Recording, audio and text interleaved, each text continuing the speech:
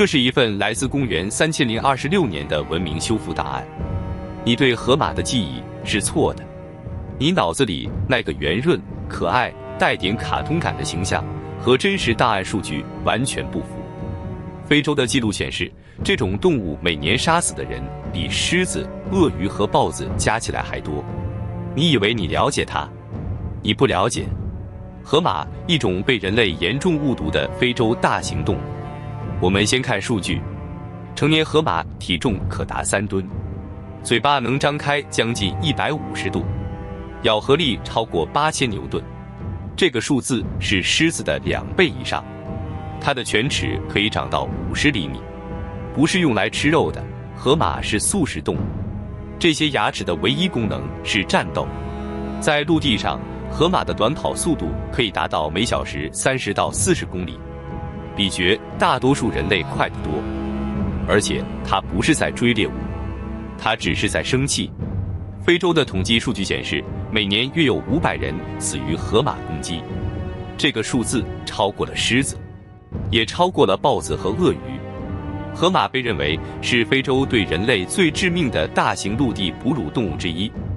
但当我们检索21世纪的文化产品数据时，发现了一个完全相反的形象。河马出现在婴儿玩具、动画片、主题公园里，它是圆的、粉的、笑着的。一个每年杀死500人的动物，在人类的认知中和泰迪熊属于同一个品类，这让我们的研究团队沉默了很久。我们继续深入，河马的皮肤会分泌一种红色的液体。21世纪的人类曾以为这是血汗，但实际上这是一种天然的抗菌防晒物质，它既能阻挡紫外线，又能防止伤口感染。河马大部分时间待在水里，但有一个关键事实，它们并不真的会游泳。它们的身体密度太大，浮不起来。它们在水底行走，沿着河床像一个3吨重的潜水员。它们可以在水下闭气长达5分钟，睡觉时会自动浮到水面呼吸，然后再沉下去。整个过程不需要醒来。河马的领地意识极强，任何进入它水域的东西，鳄鱼、船只、人类都会被视为入侵者。它不会先警告你，它会直接冲过来。档案里有大量帆船事件记录，渔民的小木船在河面上被河马从下方顶翻。水面平静的地方往往最危险，因为河马就在水下看着你。最让我们意外的案例出现在南美洲。20世纪80年代，哥伦比亚毒枭埃斯科巴在自己的庄园里养了4只河马，他死后没人处理这些河马。到了2020年代，这4只河马繁殖到了超过100只，它们占领了当地的河流系统，排挤本地物种，污染水源。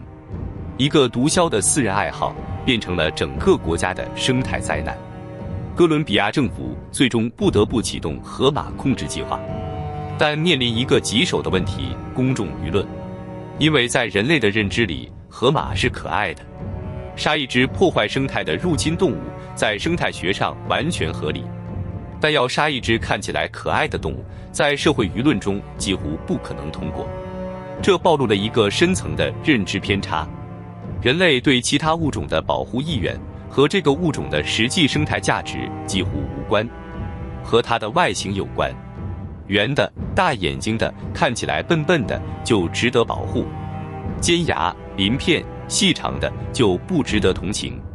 河马是这种偏差的极端案例，它危险、暴力、攻击性极强，但因为它的体型是圆的，面孔是钝的，动作是慢的，人类就自动把它归入了无害的类别。不过，河马自己也面临困境。栖息地缩减和偷猎让非洲河马的数量在21世纪持续下降。它们的牙齿，那些用来打架的犬齿，在象牙贸易受限后成为了替代品。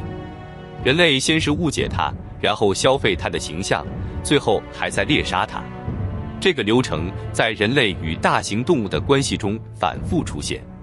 但河马还有一个被忽略的角色，它们是河流生态系统的关键物种。它们在夜间上岸吃草，白天回到水中排泄。它们的粪便为河流提供了大量有机营养物质，支撑着整个水下食物链。没有河马的河流，鱼的种类和数量会急剧下降。一种被人类当成卡通形象的动物，其实是整条河的生命线。1000年后回头看，河马也许是人类认知偏差最好的样本。一个物种可以同时是致命的、可爱的、生态关键的、被误解的、被消费的、被猎杀的。这些身份并不矛盾，矛盾的是人类只愿意看到其中一个。如果你曾经觉得河马是可爱的，那你可能正在经历1000年前所有人类都经历过的事，用外表替代了解，用形象替代事实。这不是你的错，这只是人类的默认设置。